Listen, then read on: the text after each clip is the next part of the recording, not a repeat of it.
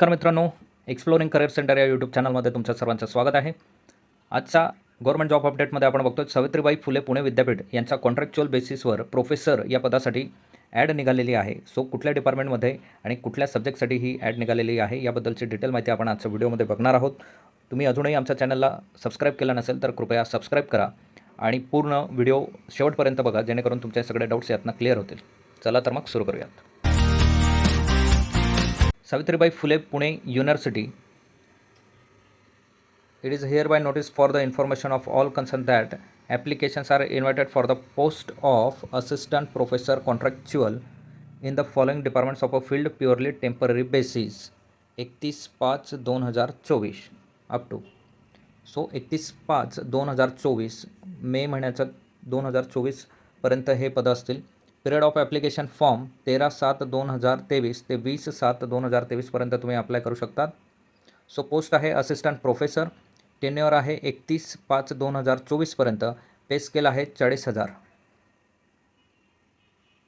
So इथे caste वाईजसुद्धा reservation आहे. Total 133 पदे आहेत. त्यापैकी SC साठी 17 पदे, ST साठी 9 पदे, DTA साठी 4 पदे, NTB साठी 3 पदे, NTC साठी 5 पदे, NTD साठी 3 पदे, OBC साठी 3 पदे, SBC साठी 3 पदे, OBC साठी 25 पदे, EWS साठी 13 पदे, ओपनसाठी 51 पदे, असे टोटल 133 पदांची ही ॲड आहे. So faculty of science and technology यासाठी लागणारे पोझिशन्स, किती पोस्ट आहेत आणि त्याचं स्पेशलायझेशन काय असावं याबद्दलची माहिती आपण घेणार आहोत. So name of the department आहे केमिस्ट्री. सो केमिस्ट्री डिपार्टमेंटसाठी 3 पोझिशन आहेत. त्यापैकी एक पोझिशन आहे MSc ऑर्गॅनिक केमिस्ट्री. हे स्पेसिफिकेशन ज्यांचं असेल ते अप्लाय करू शकतात. आणि 2 पोझिशन आहेत MSc इन बायोकेमिस्ट्रीसाठी.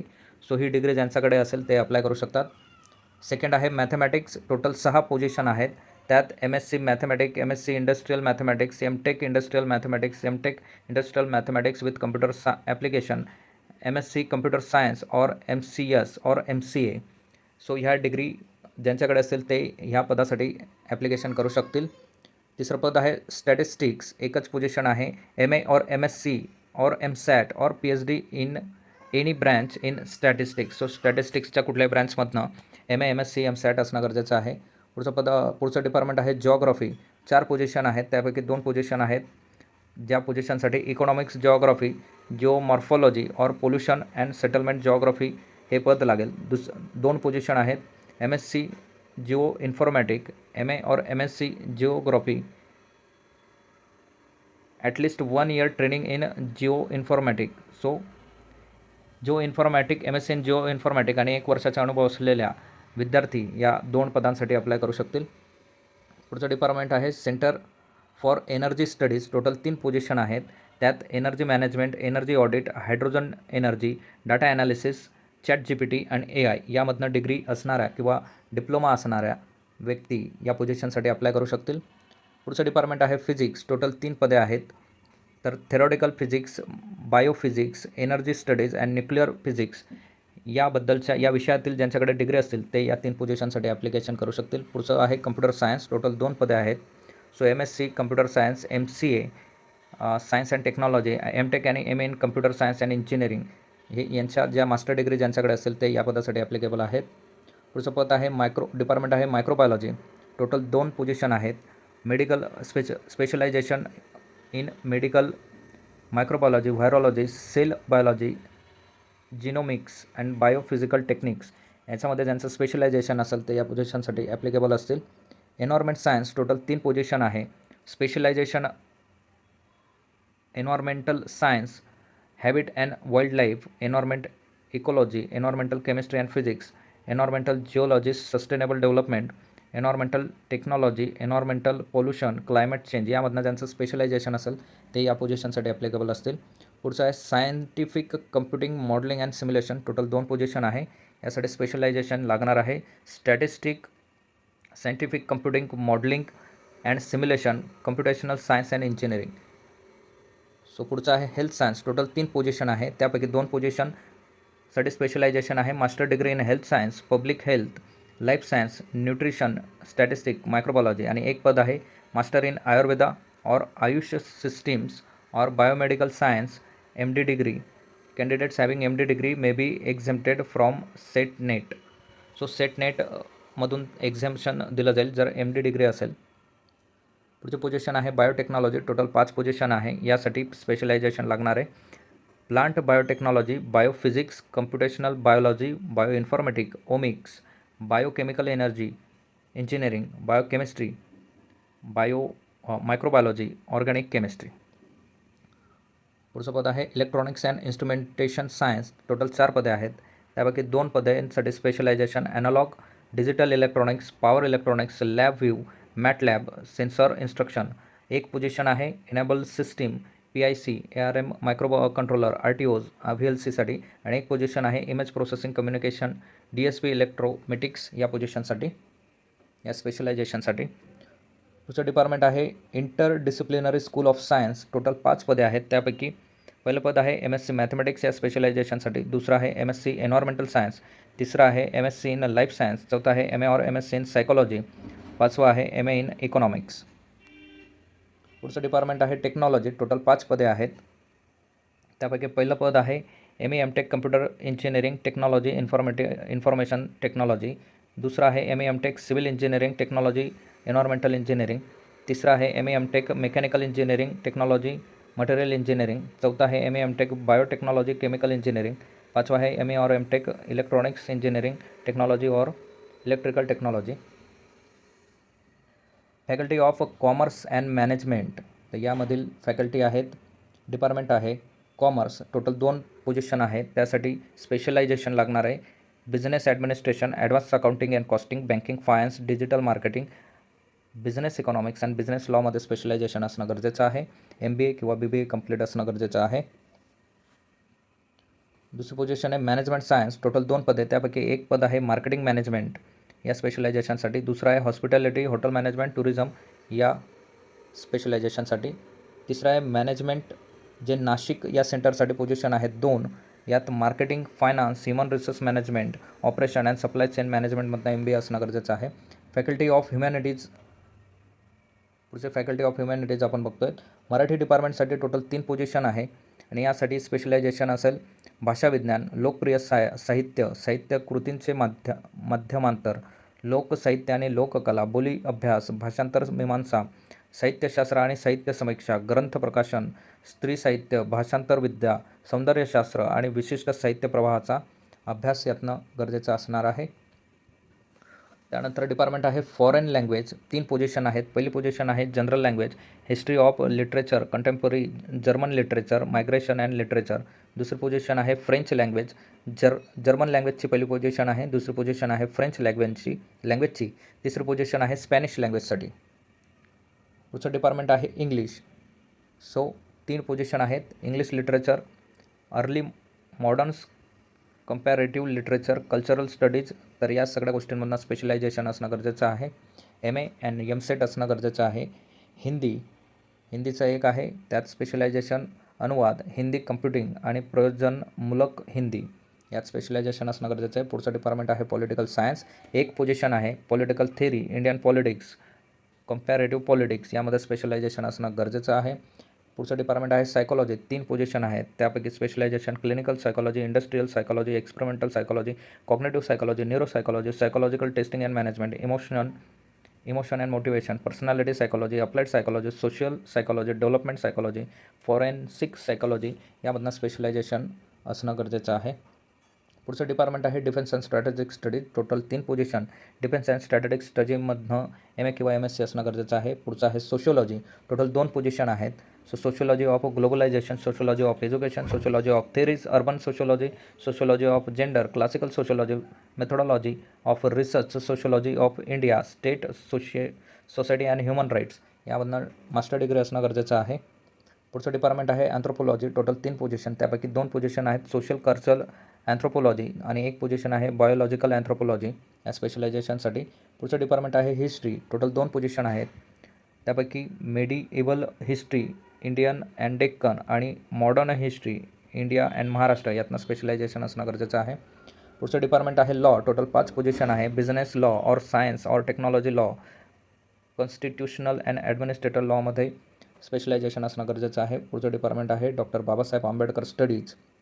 2 पोझिशन आहे defence and strategic studies or national security स्टडीजमधनं अभ्यास स्पेशलायझेशन असणं गरजेचं आहे. पुढचं आहे economics, total 1 position mathematical economics, econometrics, statistic related to economics मधनं स्पेशलायझेशन असणं गरजेचं आहे. पुढचं आहे Pali and Buddhist studies, 2 position आहेत MA in Buddhist studies, Buddhist literature Pali यामधनं स्पेशलायझेशन असणं गरजेचं आहे. Faculty of in disciplinary studies यामध्ये एज्युकेशन अँड एक्सटेन्शन हे डिपार्टमेंट टोटल 6 पोझिशन आहेत. त्यापैकी 2 पोझिशन आहेत MSc मॅथमॅटिक्स BEd आणि MEd असणं गरजेचं आहे. 1 पोझिशन आहे MSc केमिस्ट्री BEd आणि MEd असणं गरजेचं आहे. 2 पोझिशन आहेत MSc बॉटनीसाठी BEd आणि MEd असणं गरजेचं आहे. 1 पोझिशन आहे MSc झुलॉजी विथ BEd आणि MEd असणं गरजेचं आहे. पुढचं डिपार्टमेंट आहे media and communication studies, total 4 position आहेत. त्यापैकी 1 position museum curator history media स्टडीजसाठी, 1 पोझिशन मीडिया रिसर्च मीडिया स्टडीजसाठी, 1 पोझिशन व्हिडिओ प्रोडक्शन कॅमेरासाठी, 1 position video production film स्टडीजसाठी.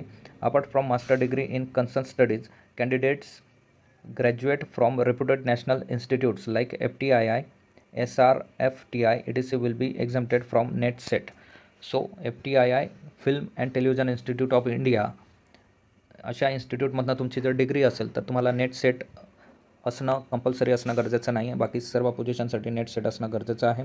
Communication and journalism total 2 position आहेत. कम्युनिकेशन थेअरी और मराठी जर्नलिझम, डिजिटल मीडिया और public relation यामध्ये specialisation असणं गरजेचं आहे. पुढचा आहे centre for performing arts, total 3 position. 1 आहे इंडियन क्लासिकल म्युझिक, 1 आहे इंडियन क्लासिकल डान्स आणि 1 आहे कंटेम्पररी मराठी थिएटर यामधनं स्पेशलायझेशन असणं गरजेचं आहे. 5वं डिपार्टमेंट आहे स्पोर्ट्स फिजिकल एज्युकेशन, 7 पोझिशन आहे. त्यापैकी 5 आहे योगा या स्पेशलायझेशनसाठी आणि 2 आहेत फिजिकल एज्युकेशन या पोझिशनसाठी.